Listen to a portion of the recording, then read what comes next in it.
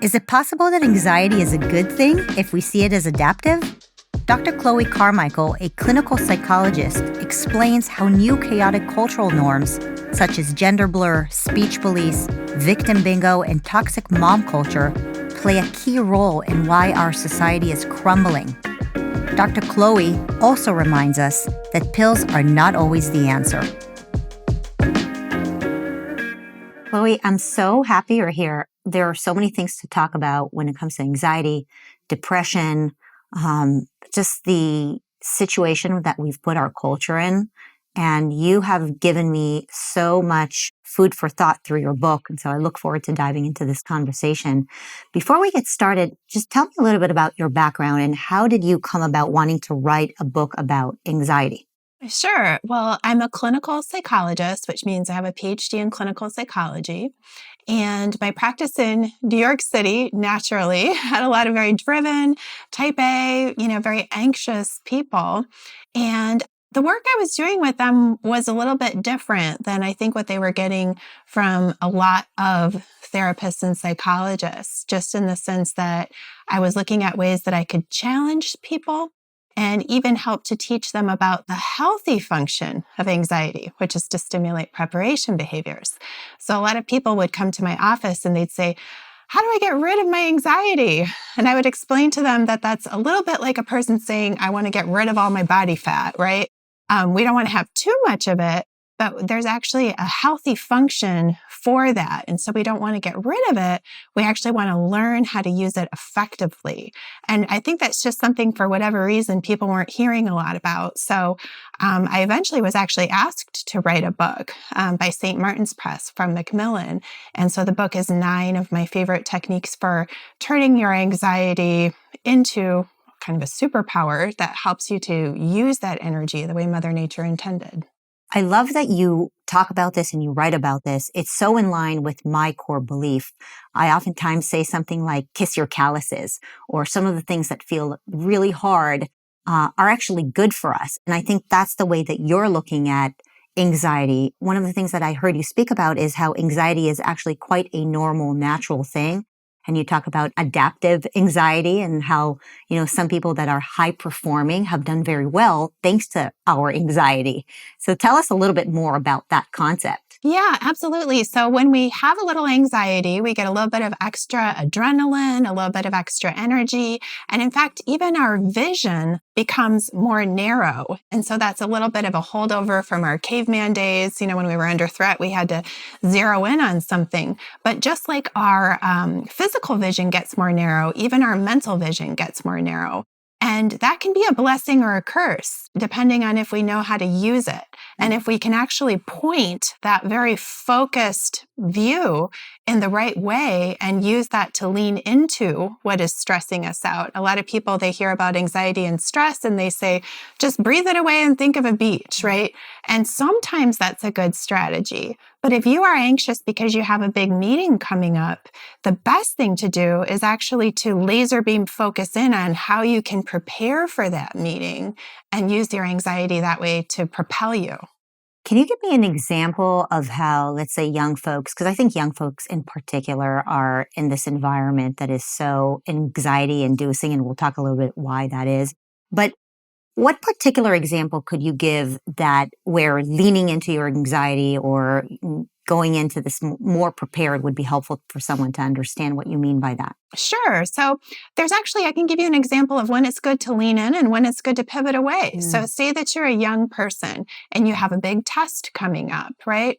What you would want to do is you would want to use your anxiety to say, okay, well, maybe I could list out 5 questions that I think are going to be on this test. Or maybe I could use this anxiety to create some flashcards. And whenever I feel nervous about that test, I will pick up my flashcards and go through them. Or I will review those questions and, think about my answers. And then once the test is over, if you're still feeling really jazzed and like over nervous, but there's nothing you can do about it productively with your anxious energy at that point, then you would use a technique from my book called the mental shortlist. With the mental shortlist, what we do is we think of 5 things in advance, you have to think of them in advance, that are going to be better uses of your mental energy than ruminating on a dead-end topic. And then, I mean, your list can be anything from like birthday and holiday shopping to your weekend plans to thinking about your next, test ahead, whatever it is, but you have to write it down in advance because remember, when we get anxious, our vision narrows. And so the mental short list is going to seem really obvious in your calm state of mind, but when you're anxious, it'll be hard to think of those things. And so you go to the mental short list once that test is over, but you have that extra mental energy that you want to put to good use. Would you say that the things in the mental short list are only things that you feel positive about, or is it possibly hopping onto another sophisticated or maybe challenging project? I actually think a good mental short list would have both on it because you want to be able to have something on that list of 5 things that's going to feel like a good choice no matter what your situation. So, you might have times where you're hungry for feeling productive. And so your mental short list would say, I can prepare for my other test. Great. I can point the energy in that direction. Or your mental short list might include calling your 3 best friends because you realize, wow, after that test, I feel like I could use some good nourishing time. Your clientele in New York, I think, is somewhat similar to me in some ways, and that is based on what you described. We are addicted to being productive, and that is sometimes a challenge, at least for me before I go to sleep, right? All day long, I'm productive, and it's hard for me to stop. And sometimes it's even difficult for me to just switch off and fall asleep. You have developed some tools for people like me who are addicted to being productive. What are those tools? Yeah, well, specifically when it comes to sleep, because you're right, that can be a real challenge when we get addicted to that, dopamine hit that we get when we're productive. And so there's a technique in my book called thought replacement, which is where we have just certain thoughts that we deliberately focus on. And one of those thoughts that can be helpful for someone with racing thoughts at bedtime is the thought, the most productive thing I can do right now is sleep. The most productive thing I can do right now is sleep. And to repeat that to yourself, because it can actually reassure you and give you permission that, in fact, it is a good thing to do. There actually is a productive value. Sleep is one of the foundations of mental health. Another thing I think can be helpful for people at bedtime is actually audiobooks, because they let you close your eyes and it gives your, mental narrative something that it can wrap itself around, which is why sometimes people want to do social media, watch a show. The problem with those things is that you have to keep your eyes open and you're exposing yourself to all these bright lights. Whereas with an audiobook, and I love eye masks where, especially the ones that have a little molded cup so that your eyes can still move for REM sleep. But if you put on an eye mask and listen to an audiobook, even if you are awake, your body is still relaxing and unwinding. And of course, also, prayer, devotion, those kinds of things can also really calm people and soothe people when it's time to go to bed. So a lot of your advice is actually kind of age-old traditional ideas. And I think much of what you've been talking about recently is that some of these new things that are impacting our culture are actually creating a lot of anxiety and problems. One of the things I read that you wrote recently is that mental health is possibly on the rise because of this issue of freedom of speech and lack of freedom of speech. So tell me, how did you come about that thought? I don't know exactly how I came about the thought really, but I noticed that free speech was definitely under attack. And I felt so surprised that free speech was in any way, controversial, that, people were concerned about Elon Musk taking over Twitter and, oh my goodness, free speech. And me having lived in Manhattan for almost 20 years at that point, I hadn't even really realized how much I had begun to suppress my own speech because, Manhattan can be a very politically correct place. And for me as well, being in academia and, being in sometimes with media, I had almost unconsciously begun to really curtail my own speech. And somehow hearing the debate named that way got me really thinking about it. And then as I actually moved to Florida in 2020 when they wanted to mask my child, and there was something about being in a place where I could speak and say what I wanted to say and where other people were doing it too. I started to realize, this actually feels really good. And I started thinking about things like self-awareness. So in psychology, we typically want to push people to put their thoughts and feelings into words. It increases their self-awareness. It increases their problem-solving abilities. There's also social support, which we know in psychology is a protective factor. Now, when people are afraid to speak or say their true feelings, even to their friends, because they're afraid of being canceled, as a psychologist, I think that really degrades social support. There's also all this talk about safe spaces, for example. Now, I actually think that we have a greater sense of safety being in a safe space when we know what people really think and when we feel that we can share, what we really think. Studies have shown also that when we use words, we actually slow down the amygdala. The amygdala is the part of the brain that responds to fight or flight situations. And it can, sometimes even respond with violence if that's what it thinks is necessary. And psychology studies have shown that talking about feelings and putting them into words actually slows down amygdala activity, and it helps us to think more rationally. So again, why psychologists are not more behind the free speech movement, which would encourage people to talk things through instead of suppressing them and likely increasing that amygdala activity, it's beyond me. Yeah, I'm surprised too. I was just going to ask you that. Every therapist I've ever met said that the way to feel better about things is to talk it through. Mm-hmm. Yet therapists right now are doing the exact opposite of it. And there seems to be complete groupthink, especially with therapists. I would say doctors in general, but I would imagine that the world that you came from, it's even more the case. Have you experienced any of this groupthink yourself? Oh, all the time. So, even my free speech article was actually somewhat controversial. Many of my psychologist friends, discouraged me. Another time that I, really bumped against that was I started to feel very strongly about this in 2020 when they wanted to mask, my then 3-year-old.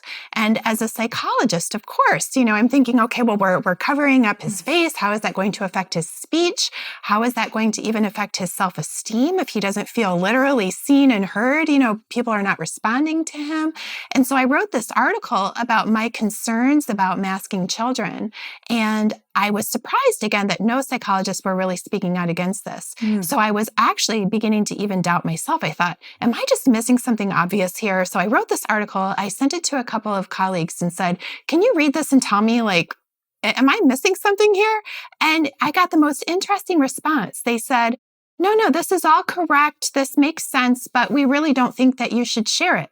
And I said, why? And they said, because it could discourage people from masking their children. And I was like, okay. That's the point. I know. And I was also told that it could really hurt my career, which, I'm sure it could. I think whenever you, kind of go out on your own, you always risk that. But I think you also have the chance to find your tribe a little bit more. So there is that too. But yeah, you mentioned groupthink, and I do think that there's a lot of that where psychologists just feel like there's one particular way that we're supposed to think. And I think it's particularly dangerous in psychology because the root word of psychology in Greek is psyche, which is for spirit. And so when we start putting these extreme, politically correct strictures on, how people can feel or what people can say, and it's all coming, from some psychology lab somewhere. And I've been in those labs. I've seen how the sausage gets made. It's not always, in my opinion, truly the best science. Psychology is a soft science. And so when we start looking at it like some kind of a dictatorship of what we're allowed to say or think or feel, I think it's very dangerous to our mental health. I'm sure it's dangerous to the mental health, both of the clients as well as the actual doctors. And I would also add that for doctors listening to this, I think for patients to actually trust doctors, we need to know that you're real and that you're not controlled and that you're not part of a groupthink. And the messaging that we are getting from doctors that they can't speak because they are afraid. They know truth, but they can't, they don't want their careers to be destroyed. That is ultimately going to impact these doctors because patients like me will not go to doctors who are actually self-censoring right? I'd much rather go to a doctor like you who's courageous and is willing to put the patients first and willing to put the children first, as opposed to the doctors who know, and they really do know, that masking a 2 or 3 or 4-year-old or anybody is so wrong for their developmental skills. But we know that they are too afraid to say it because they care so much about their career. I just think it's one of the massive disappointments of our time to see what has happened over the last few years when it comes to, doctors in general. And I just applaud you for being courageous. And I know that you've been courageous in other areas, specifically speaking against some of the Me Too / Title IX issue that has really gotten out of hand and hurt many boys. Tell us a little bit, remind me what happened there. Yeah, absolutely. And, to your point about some of these doctors driving patients away and making them afraid, toxic masculinity with the APA's guidelines on toxic, or I think they called it traditional masculinity. I think it's left a lot of men actually not seeking care when they probably need care, for some issue that they're having, because they're afraid of being pathologized just for being a manly man, right? But yeah, there was actually, as you mentioned, there was something that came about as well with the false allegations of sexual misconduct in the Me Too situation, which is another example of groupthink, right? Believe all women? I mean, obviously, that's ridiculous. As a psychologist, of course, we know that women are fully capable of manipulation, of dishonesty. I mean, I don't understand why that would ever be, controversial. And, I've worked with women that have admitted to having made false allegations. I've worked with men that have been, the victims of them. But I was invited to speak and to answer your question about what happened with my own community of colleagues in this area. I was invited to speak by Families Advocating for Campus Equality, which is a nonprofit helping young men that have been falsely accused of sexual misconduct. They invited me to speak in Washington, D.C., and they specifically said, please don't publicize this in any way because we're so, we get harassed at all of our conventions. So I told nobody. I did write into a listserv of psychologists and ask if anybody wanted to share any scholarly references about the subject of false allegations of sexual misconduct. And within 24 hours, another member of the listserv wrote in and with a flyer for this event where I was going to speak. I have no idea how he got it. And he said, this is what Dr. Carmichael is really trying to ask us for because she's going to be speaking for this organization. I suggest that none of us, should help her, with this because it's, hateful and all of these things. And I was shocked. I mean, that they couldn't even entertain the idea that there could be young men that could be falsely accused of sexual misconduct. And how could we potentially help those young men? That such a broad stance. And this person was not in any way chastised. Other psychologists actually kind of piled on.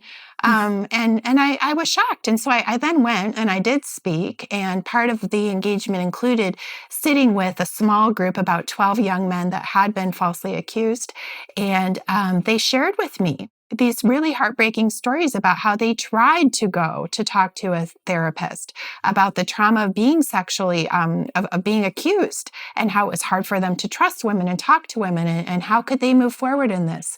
And they said that repeatedly the therapists would accuse them of having actually been guilty, and that the therapists were not helpful to them, that they would essentially re-accuse them, re-traumatize them.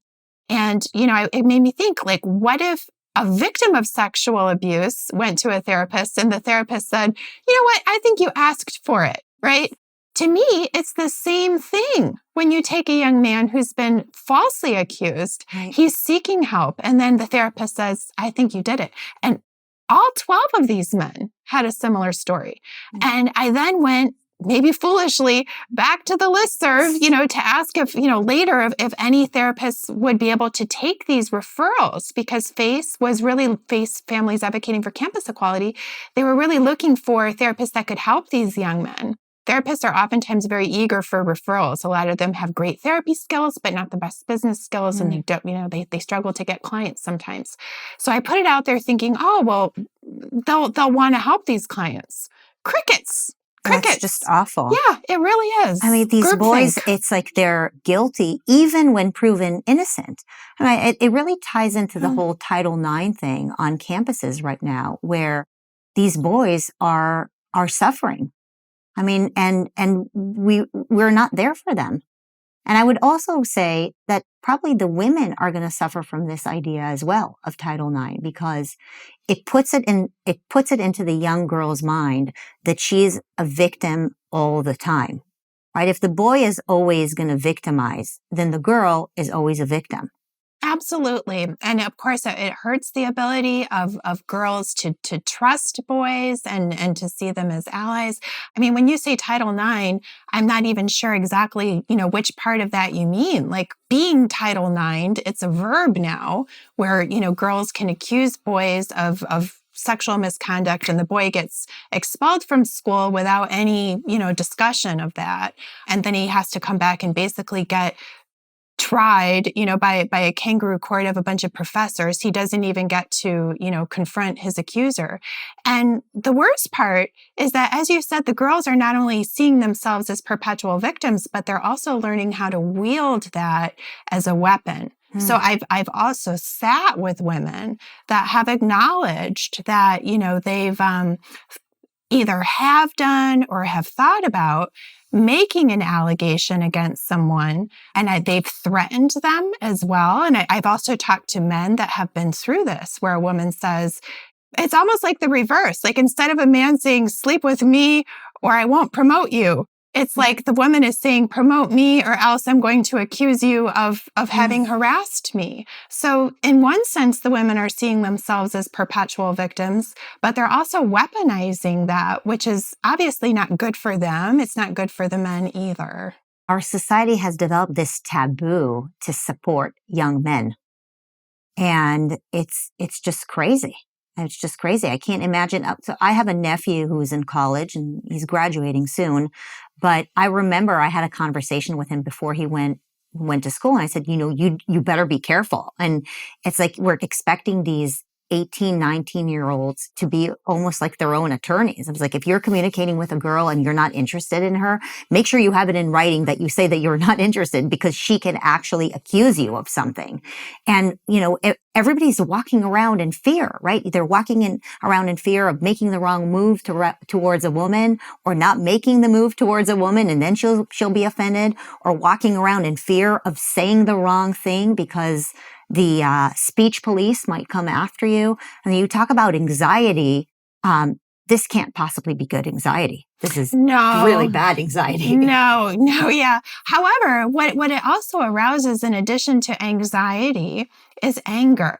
And just like there's a healthy function to anxiety, which is to stimulate preparation behaviors. And by the way, that was a perfect example that if he has anxiety about being falsely accused, the preparation behaviors that he can take are maybe to start making sure that he kind of covers himself in that way. But the healthy function of anger is actually to stimulate boundary setting behaviors. So if people are upset and angry about what's happening, say with, some of this Title IX stuff or what's happening in their school board or whatever, the healthy action, the boundary setting action that they can take is to not be silent, is to speak out, is to, get involved, collect some signatures, put that angry energy to its constructive, healthy purpose. We have the Me Too movement on the one side that basically says that women are victims almost at every single turn. And then on the other hand, we have the feminist movement who is saying, well, women or men are basically the exact same thing, right? What is a woman even, right? And so you have these two different opposing statements that neither one of them really makes sense. But how do people reconcile with both of with the word and the language confusion? Yeah, it is a language confusion. And, I'll never understand how it could be construed as feminism to say, that there's no real difference between men and women and that women aren't unique and that we don't deserve our own spaces, and that, it's okay to put a man in a locker room or in a prison, there's situations where you have men who have sexually harmed women and been sent to prison, and then they identify as women and they go into a women's prison. And, how on earth would that be feminism? Right. Or they failed miserably at a given sport and then they decided to identify as a woman and suddenly they're the champions. Right, right. And, it's the same community that is, banging the drum about toxic masculinity that's often, trying to push that type of narrative.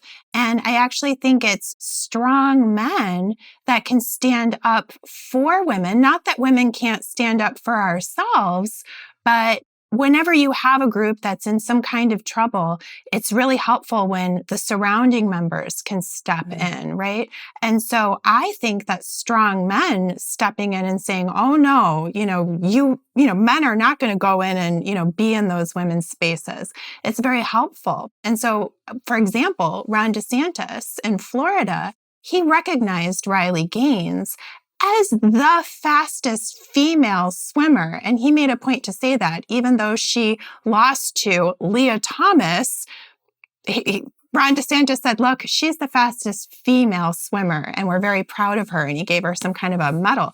And I can't help but wonder if that connects now in some way to Riley Gaines's courage and empowerment and willingness to speak out, knowing that she has that kind of support and that kind of backing behind her.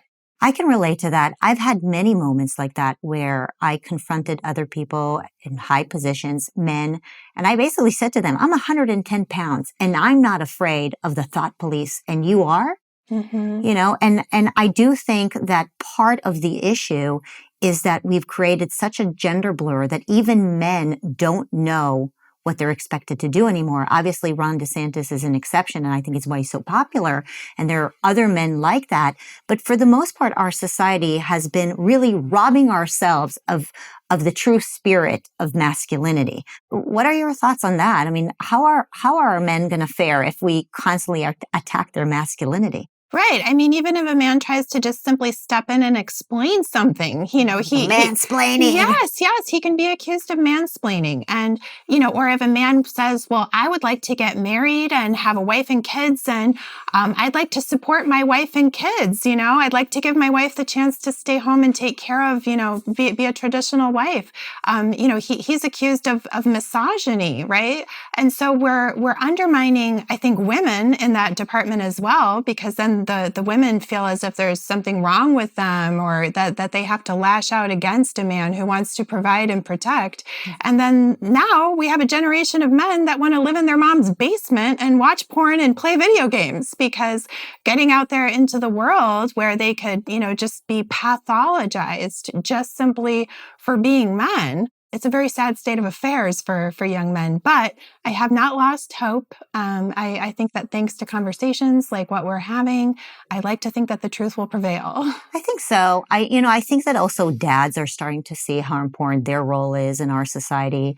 I think more women are willing to start admitting that even the dating scene is just abysmal because there's just a complete blur of expectations. It has hurt women probably just as much as it hurts men, right? Like you have this terminology, which I'm trying to make sure that I nail it. Marianismo? Marianismo. Okay, Marianismo. Explain Marianismo versus machismo. Yes. So I think probably most people know what machismo is, which is, just that, super masculine type of attitude and behavior profile. That's the toxic masculinity concept? Well, it can be. So when we think of, so there would be like macho, and then machismo, might be kind of like an overblown, a little too much, right? So that's the extreme version of toxic masculinity, basically. Right. And then Marianismo would be its counterpart. And again, it's very interesting to me in our society that we want to talk all about toxic masculinity or, problems with men, but we never want to look at the female side, right? And in psychology, we call that splitting, where you put one group on a pedestal and it can do no wrong, believe all women. And then the other side, just becomes this totally devalued space, which I think is what's happening to men. But Marianismo is actually the toxic femininity. So it would be where you become passive aggressively attached to the victim role and kind of manipulating others or being submissive to the point of martyrdom, that kind of a thing. And it's not good for women, obviously, to be trapped in that kind of a Marianismo role, which is, kind of an extreme caricature of maybe a traditional female that has a bit of a softness and a receptive quality and looks to a man as a leader. When she's taking it to an extreme and she's unable or unwilling to advocate for herself and others, and she seems almost attached to that victim role, that would be the counterpart of machismo, which is Marianismo. Marianismo. Do you think that is tied to the victim bingo mentality we're seeing in our society right now? Is it also spilling over? I mean, you see men who are trying to win victim bingo as well. Yeah, well, I mean, because I feel like there's nowhere that they can run. So I do think a lot of men are kind of emasculating themselves because they've been told, even by the American Psychological Association with their report on, traditional masculinity, which in my opinion was pathologizing traditional masculine qualities like stoicism or competitiveness, those kinds of things, which actually have a very healthy function in our society. And we need men like this.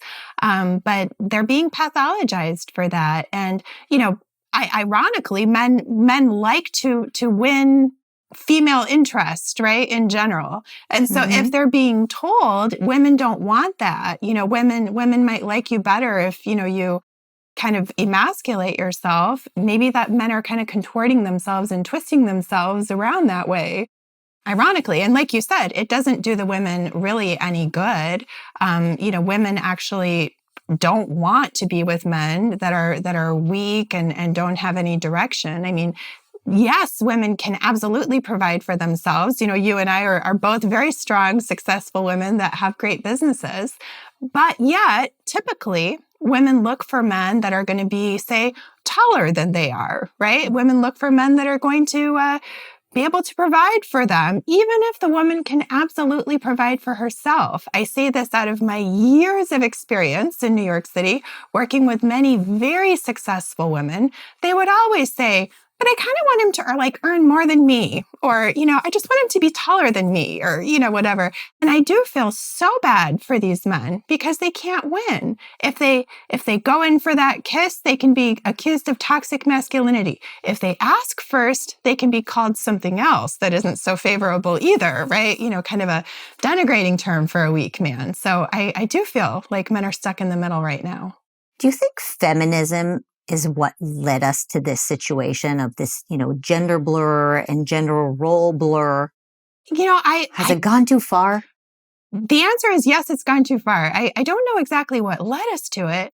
I do think that there was a time and a place when feminism mattered and was helpful. Like, I think it was 1974 that the Equal Credit Act was passed, right? The idea that somebody could deny me a mortgage because I'm a woman, right? That's crazy.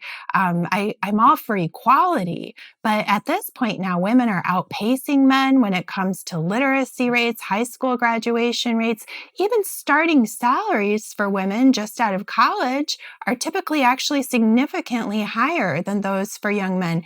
And yet, everybody is still beating the diversity drum to lift, elevate women, girl power, the future is female, all of this. And again, maybe there was a time and a place for that at one point. But right now, I don't see where it's even really helping women to just have illiterate men who are stuck in mom's basement. I don't see how that's even really helping women. I mostly hear women complain about the fact that men don't want to grow up. They don't actually want to, take the lead. They don't want to pursue a second, third, fourth date. They don't want to actually propose. They don't want to, take the relationship seriously. I think that if we are really honest about what women are mostly complaining about, it's the fact that men are becoming less masculine. Mm-hmm. It's pretty ironic. Mm-hmm. It really is, and it's sad because, one of the taboo secrets, that women confess to me sometimes in the office is that they secretly would love to just, be a wife and a mom, but they're not allowed to put that out there. And that by them not being allowed to put that out there, it not only deprives them, but it deprives men of the chance to feel valuable and desirable for saying, I'll give you that opportunity. I'll take care of you. That somehow has become one of the worst things a man could say. It's so true. And it is also such taboo for young women to say, I'm going to choose my family first, right? Mm-hmm. I try to make it a point to post on social media at least once a month. You can choose family and then have a career. But I think young women right now are made to believe that they have to choose career first.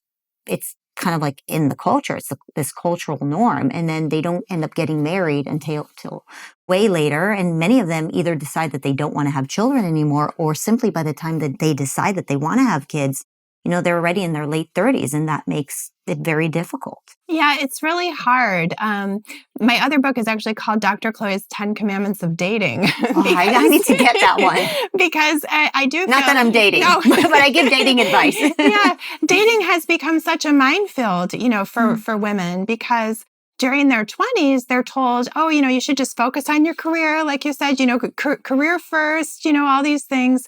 And then all of a sudden they find themselves 30. And then they really realize, okay, well, gee, I don't have like a huge amount of time left. But of course, it takes time to date, to find the right person, to be, engaged and all these other things. And as women, they don't want to feel like the pursuer. They don't want to feel like, they're the aggressor. They want a man to pursue them. But then all of a sudden, because society has told them that they should, they've actually waited until a point where they don't have time on their side anymore. So it's not good for women or for men. One of the things that I think about, because I just think in terms of CEO, right? So I run a company, and there are about 120 people that work at PragerU now. And so I realized very quickly that in order to manage humans, we need to have general rules. People need to understand what the expectations are, what is shameful and what is rewarded, and, what are the expectations. And I think that there could be one extreme where the expectations are so high in society where they just can't be met. But we've kind of made it to the other extreme where there are no expectations. There are no clear roles. There isn't an employee handbook. And these employee handbooks are actually very, very helpful because it gives some guidance. I mean, I bet you that if you asked a 20-year-old right now if they could use some support in dating, and they wish that the person who they're trying to date read the actual same manual, it would be helpful because it's just a total mess. Nobody knows what they're supposed to do. There is no sense of whether you are doing something right, which I think is also anxiety inducing. Like, was I supposed to call her yesterday? Was I supposed to open the door for her yesterday? Actually, maybe she'll think I'm mansplaining because I opened the door for her yesterday. Right? And so we've just created such chaos over there that, maybe we need to borrow a little bit from the world of management and, manage our society a little bit, which, I think that's what religion was trying to do. I think religion does that. And with the rejection of the church and religion, I think we've really taken away the opportunity for our society to actually have some clear direction on how to manage our human relationships. Yes. I mean, so Marissa, you touched on so many important things there, but you touched on shame and religion and roles. And I think all three of those things, they go together and they're so important. So, shame is, in today's society, no shame, remove all stigma, right? As if there are not certain things that should be stigmatized, right? The healthy function of shame is actually to alert us when we have transgressed our own personal standards, right? Or even just basic shared societal standards. I do think returning a little bit of shame would actually be helpful for people. And in terms of religion, like you mentioned as well, it's a very interesting thing that psychology studies have shown that religiosity, the degree to which someone is religious, can actually be a protective factor when it comes to mental health. And it doesn't even matter what religion, right? It's just the practice of having a spiritual practice and a spiritual community is a protective factor for people's mental health. And yet you never see the American Psychological Association, as far as I'm aware, out there saying, June is Religious Connection Month, The opposite. Go to your church, go to your synagogue, go to your mosque, in fact, try out different religions, embrace religion, there's no such thing. And, to your point as well about roles, we've even gone, beyond simply tinkering with our social roles, which, as you explained, I agree is, damaging and confusing enough for people. But now we're even tinkering with biological realities of categories and roles, which I think can be very confusing, especially for young children who don't even grasp the idea of, abstract thinking or object permanence, or they're developing a prototype of, what is a human? What is a man? What is a father? What is a mother? And so for us to start destroying that, I think, especially for young children, it can really start to unravel some of the basic secure foundations that we're supposed to build up from. One of the things that religion provides people is meaning and community. And I'd imagine that meaning and community play a very key factor in people's ability to cope with difficult situations. When I spend time with my friends who are dealing with whether it's work-related stuff or family-related stuff, and they're really struggling, I hear people say, well, how are you taking care of yourself? Go take time alone, go on a alone drive, go and hike. I'm sure that's a great thing. But religion, for centuries, has been helping people cope with much of this because they have a support group. They have some people to turn to. They have others that they can actually help. You talk about self-efficacy as a way to actually pull yourself out of anxiety. What are your thoughts about that? Yes. So self-efficacy can absolutely help you to pull yourself out of anxiety. So one of the first things we're supposed to do when we're anxious is to make sure we focus on the areas that we can control. There's an exercise in my book called the zone of control, where we divide things up into what we can control and what we cannot control. And we feel so much better when we're working on, the areas that we can control. So certainly self-efficacy, which is the opposite of victim culture, by the way. It's the opposite of being told that society is set up in a way that, you're powerless and everything's just going to keep you down because you're so oppressed. Instead, we're looking at what we call an internal locus of control, which is where you think to yourself, much of what happens in my life, especially thankfully to all of us who are blessed to live in America, where we actually do have so much freedom of the choices that we make that are going to affect, the lives that we live and the outcomes that we have. And when you undermine that in people, you create what's called an external locus of control. And psychology studies know that people with an internal locus of control fare better in terms of resiliency. So again, that's why I am so surprised that psychologists are not standing up more to challenge some of this, victim economy, the oppression Olympics. I think you called it victim bingo. The victim bingo. Yeah. I think also for women, this idea that you'll be happier if you don't have kids. There's the toxic mom culture of like, what a nightmare it is to have children. I'm like, I have the longest days ever and things are really tough. But you know what makes me happy? Serving my family. Being there with my children, being there with my husband. And so this idea that I would be happier if I was alone and I could just go and hike whenever I want and grab a martini because I'm in the mood, that's not really what makes people happy. Being alone and selfish is not what makes people happy, but our culture is pushing this idea. It's not just the culture. I have experienced, even with other clinical psychologists, this whole narrative that as long as you're focused on yourself, as long as you find time to meditate, as long as you find time to go on your own hikes, you will find happiness within yourself.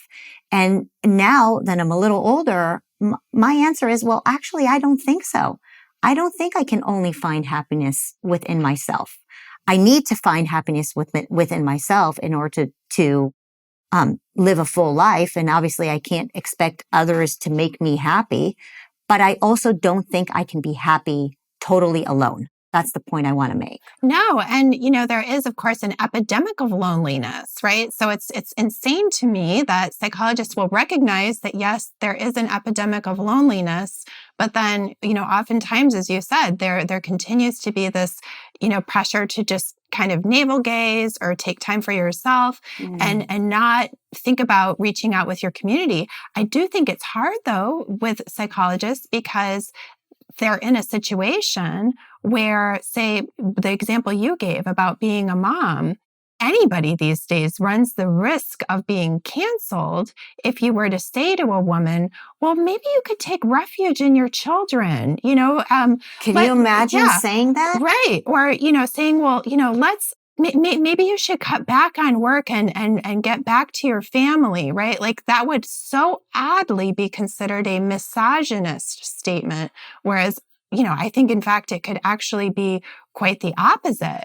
But we're not celebrating and recognizing women as wives and mothers. We're reducing to birthing people at this point, and really obscuring what that is, or even with abortion, for example, normalizing that to the point whereby devaluing a fetus, you're by extension also devaluing the fact of a mother who's carrying, this life inside of her. And so when women are not in a culture that recognizes them as women or, supports some of the special lights that women bring, I do think it can be hard for women to find support in that kind of a society.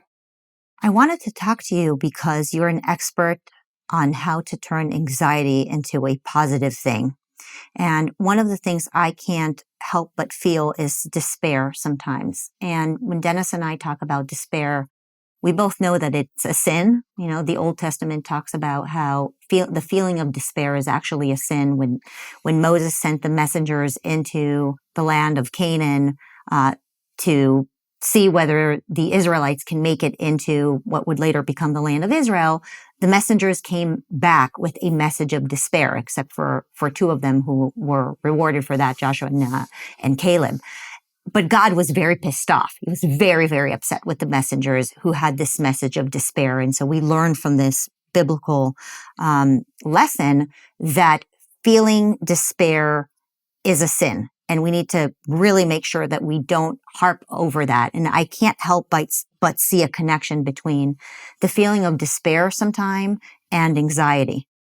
Absolutely. So when we think of depression, the hallmark of depression is helplessness.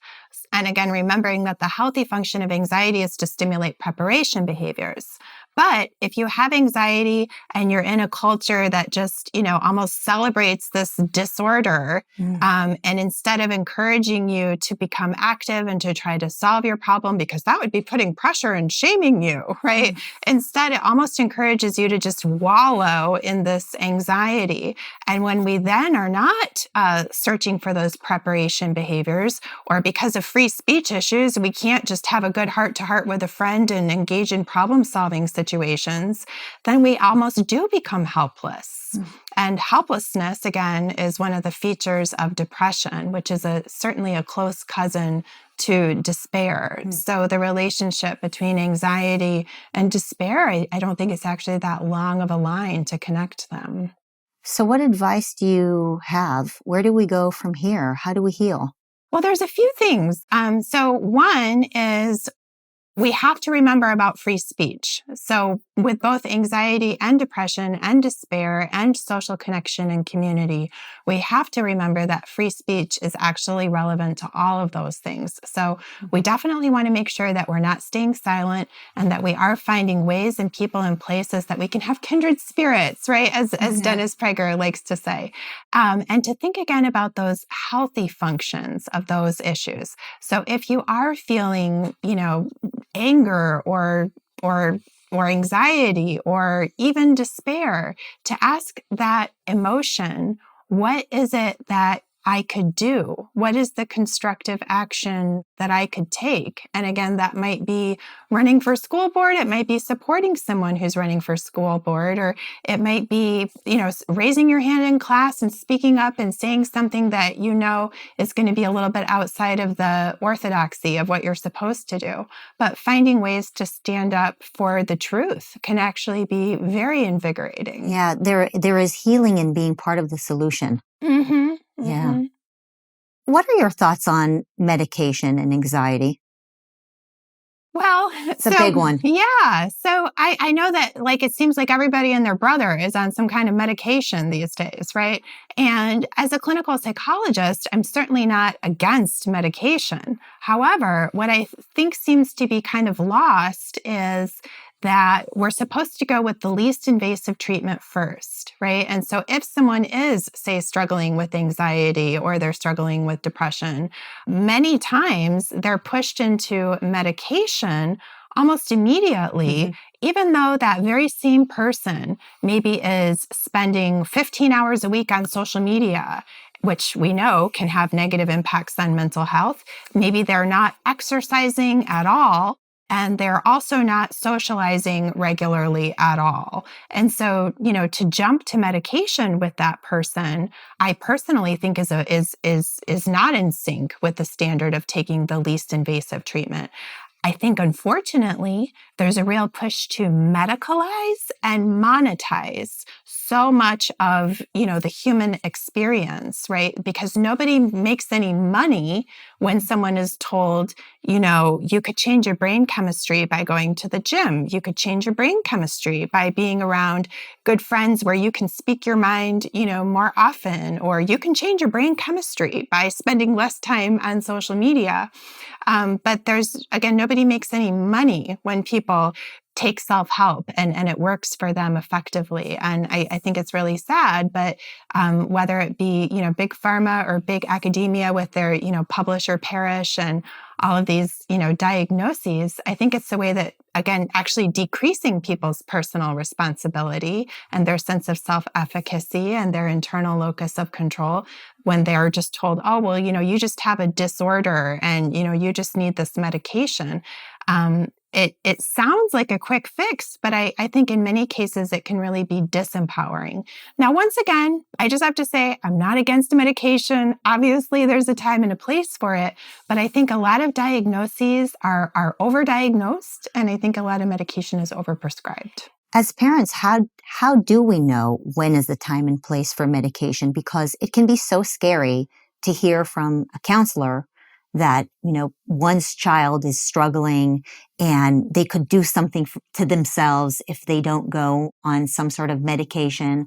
Oftentimes it's described by the medical practitioner as a very, very low dose, as something that is very, very common. And if the kids don't take it, the situation can escalate. It's scary. It's really scary to be a parent and hear from people who have these degrees that if we don't give them the pill, they could do something to themselves. I'm sure it is really scary for parents. And I really do feel bad for them because they don't have the tools and the knowledge to exercise critical thinking about, some doctor, that wants to write their kid a prescription, right? So, and again, I think that there are times and places when kids do need medication, but I would really want to look at some of the basics first, of saying, well, have I taken my child's phone away, right? Because if your child has a phone and they're on social media, and yet they also need, medication for anxiety or depression, and we know, that screen time, social media, those things, impact and make someone more vulnerable, before going to medication, it might be a good idea, to say go 45 days without the phone. It might be a good idea to say, I'm going to have them in an exercise program, again, for at least 45 days. Or making sure that they socialize regularly. It's another very sad thing, is that young people are spending significantly less time socializing in real life because they're spending so much time online. So, again, it's terrible when I feel like parents can be held almost like emotional hostages, by someone telling them like, oh, well, your child could really hurt themselves if you don't give them this medication. And again, every situation is unique, and maybe in some cases that's true. But I think we have to also remember that there can be harms of giving somebody a pill when their behavior is actually screaming for a different kind of parental intervention. Maybe they're actually screaming in an unconscious acting out way to have more boundaries, about their phone, or, more FaceTime with mom and dad, or, just more involvement or more time in nature. All of these things have also been shown to have really important effects on kids' mental health, but I don't see that being prescribed as often. I'd assume that the advice you give is applicable to adults as well, right? Have you done everything you can, diet, exercise, sleep, socializing, having meaning in your life before you went on the pill? Why aren't the doctors advising this? Well, again, I hate to say it, but I think it comes down in many ways to money, right? Because a doctor can see you for 15 minutes and write a prescription and make just as much money, if not more, than they might make with, say 45 minutes of talk therapy, right? Or a lot of doctors are maybe afraid of alienating a client, of saying, look, I think that you even talking to anybody about their weight or going to the gym, like even just most regular medical doctor's offices. If you go in now with like a sore knee and you're obese, many doctor's offices will no longer even bring up to you that, maybe your weight has something to do with that knee issue, because it's considered, shaming or, fat phobic to say that to people. So, as to why. Well, and oftentimes I notice that doctors don't really take care of their own bodies. It's like, have they taken nutrition classes when they're getting, their degrees? It's a whole nother subject. But what is hard for me to grapple with is this concept that there's a nefarious agenda when the doctors are prescribing something to their patients. I still want to believe that, many of our doctors, and maybe I just live in La La Land. It is Los Angeles after all. But, I still want to believe that these doctors that we have a relationship with are not trying to make an extra buck on me. Is it possible that they are feeling pressured to just, give us the candy because we're demanding it and we're their client, and the candy is basically whatever that quick fix is? Is that possible? Is it possible that they've been miseducated? All of the above. So yes, whether the candy is a medication or, whether the candy is a validation, where everything that you come in and say, the therapist just reflects it back and says, yeah, that's valid. Sure. As opposed to saying, well, maybe you could make some lifestyle changes or, those kinds of things. So yeah, I think in some cases, the practitioner is miseducated. Absolutely. There's just not a lot of emphasis on that, personal responsibility, self-efficacy.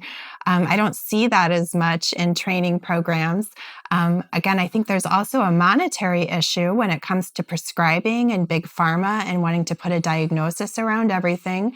And unfortunately, for talk therapists as well, I actually run programs that help to train therapists that want to build their own, successful practice.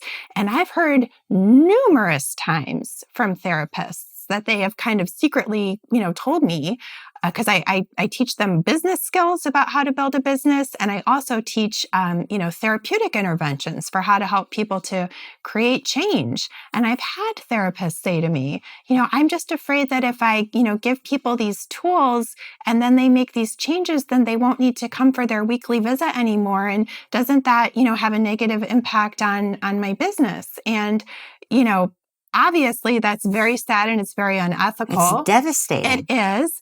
But it's really unfortunate too, because honestly, this isn't really the point, but from a business standpoint, I also want them to know that no, in fact, if you help people, they will refer their friends and they will also come back if they hit another bump in life. Your business will flourish if you're, getting good results for people. Right. But that part really is never discussed in graduate school. Wow.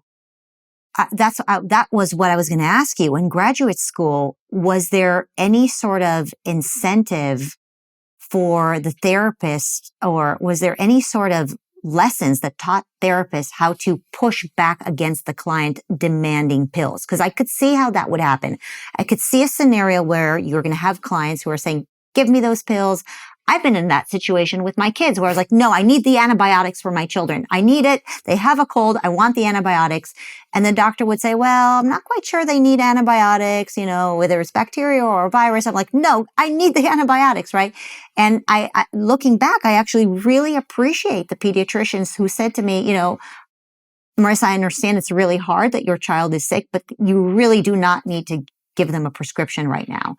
But I could see how doctors would go through this situation. And I'm wondering for therapists, if they've been given the tools to push back a little bit against the clients and not necessarily start prescribing things every time they ask for something. Is that something that's part of the training? Well, so for me as a clinical psychologist, I'm not a prescriber. Typically, that would be a psychiatrist, Right. although in many states, clinical psychologists can also take a few extra classes and prescribe. I never was personally interested in doing that, though I certainly have worked closely with many psychiatrists about medication. But so to answer your question, no, I don't. There wasn't a lot of emphasis on that in graduate school, nor was there a lot of emphasis on pushing back against clients that want to just come for their weekly validation appointment either. There was a lot of emphasis on, learning to explore themes and, just kind of meander. Yeah, just to meander and, maybe increase the person's, self-knowledge on some level. But as far as really learning how to challenge someone and let them know, I'm going to kind of take the tough love approach here.